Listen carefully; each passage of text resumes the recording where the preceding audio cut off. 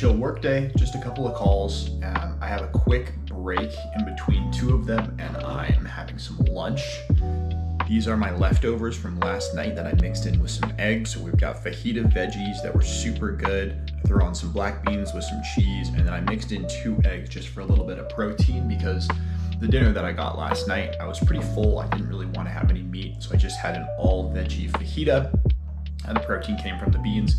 Really, really good, but it filled me up really fast. That restaurant that we went to, La Esquina, I can't stop eating the chips. They're so good, and they've got really good salsa, and so I always fill up on chips before we go there. So got something that would be good as leftovers, and that's what I'm digging into right now. If we are going by the week in reverse, I would probably end up deadlifting today, but I'm gonna squat today. That's the plan. Squat 3x5, get back into some heavy weight.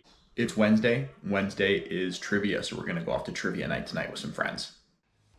Okay, let's go ahead and get into today's workout. So you can see here, starting off with barbell squats, today was legs. We're back on the 3x5 week of the 5-3-1 programming. So we started out with a set of 5 of 160, then 185, and a top set of 210.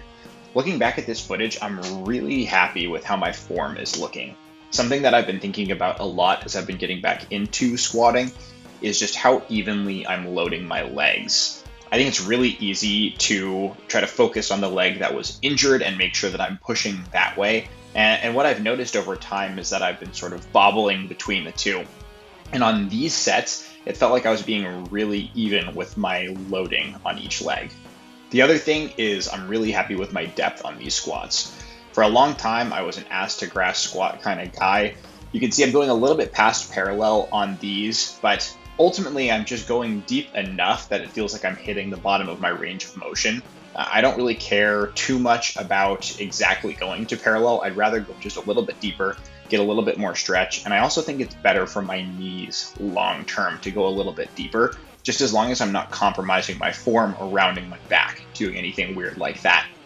So this is my top set here. You can see I'm moving a little bit slower on these reps, but honestly, I feel like I was able to push through really, really well. So I'm excited to be getting back under some heavy weight.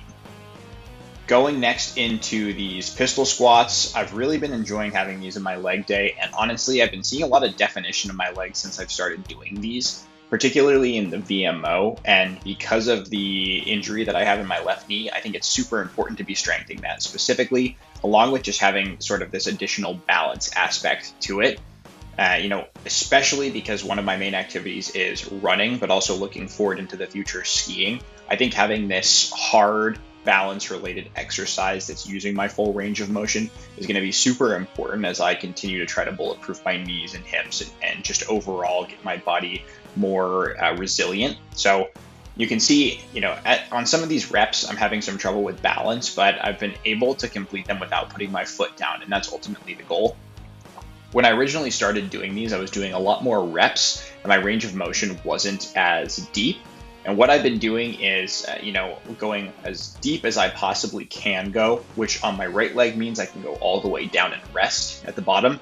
And on the left leg, I find myself stopping just a little bit before resting. And mainly it's just because I feel a little bit of pressure in my knee. And so I've been slowly increasing the depth on my left leg. Long term, of course, the goal is to be able to go all the way down, rest at the bottom of the pistol squat, and then shoot back up. I think I'll be able to do that on the slant board long before I can actually do it on flat ground, but that's my progression here, is once I can do it on the slant board, move to flat ground and see if it's possible. The next exercise that I did was these RDLs. This has been in my rotation for a long time now. I'm never really sure in the moment if I'm doing these right, but looking back at the footage, I think I'm pretty happy with my form here.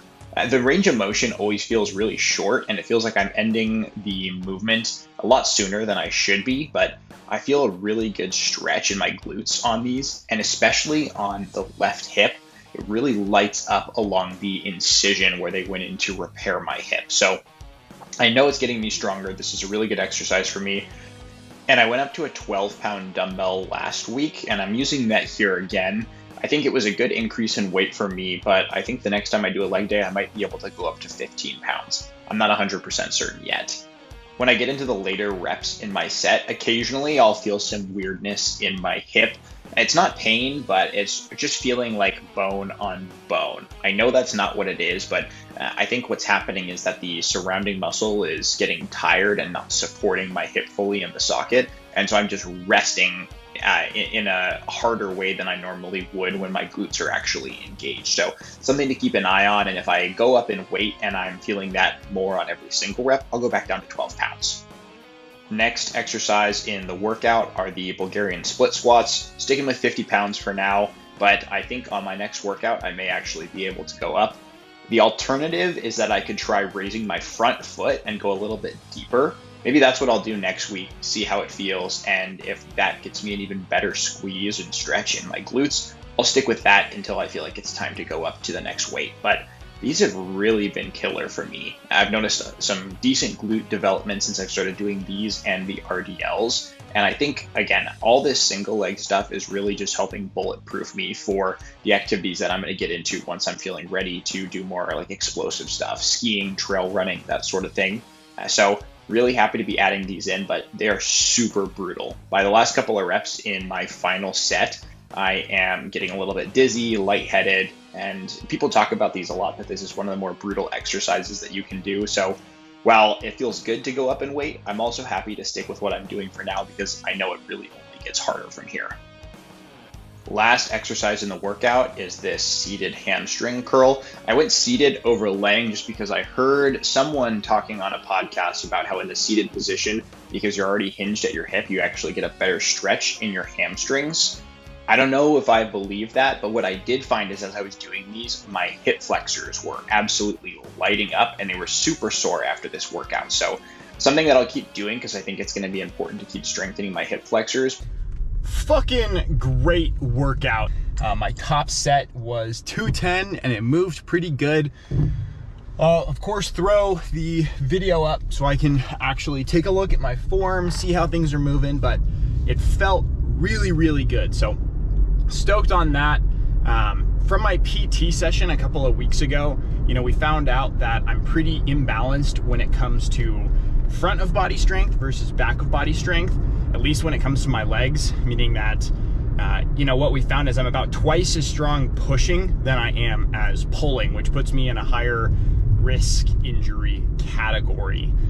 Normally, we want to see that at least 50%. I think I was around 25%. I pulled around 50 pounds with my hamstring, but I pushed about 200 pounds with my quads, and that went for both legs. So definitely puts me in an injury risk category. I think that it was pretty much like that pre-injury, but something to work on. So for my leg day, I am now adding in hamstring curls.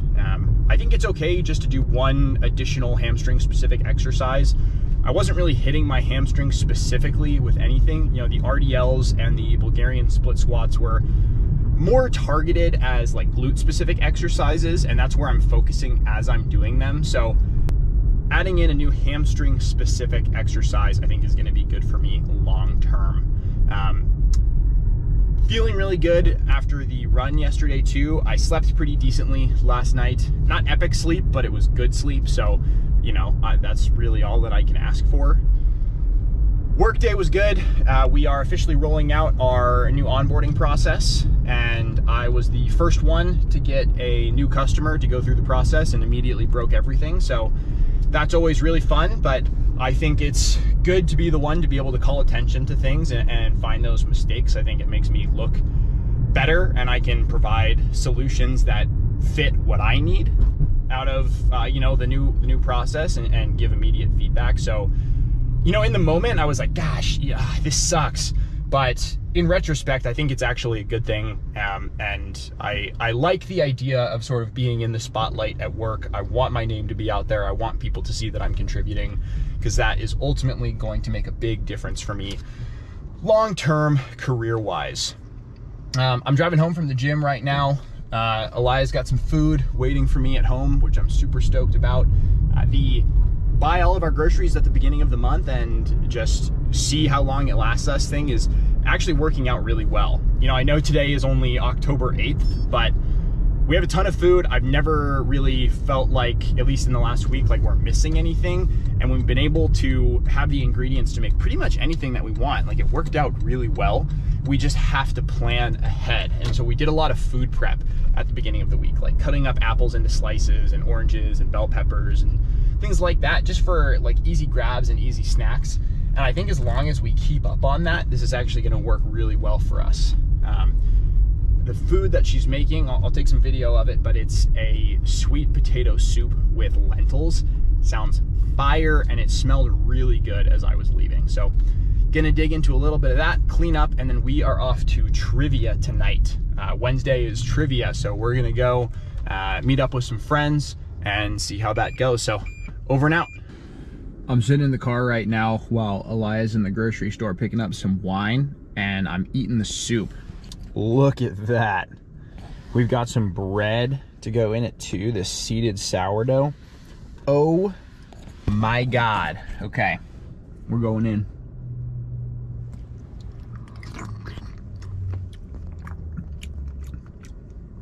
Yeah. That's good soup.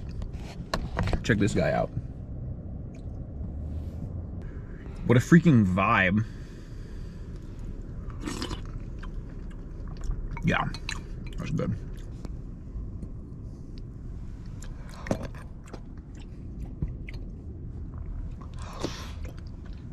I have not won a game. We got second place at trivia tonight. At home, watching some Love is Blind, just cleaning up for the day. Good day.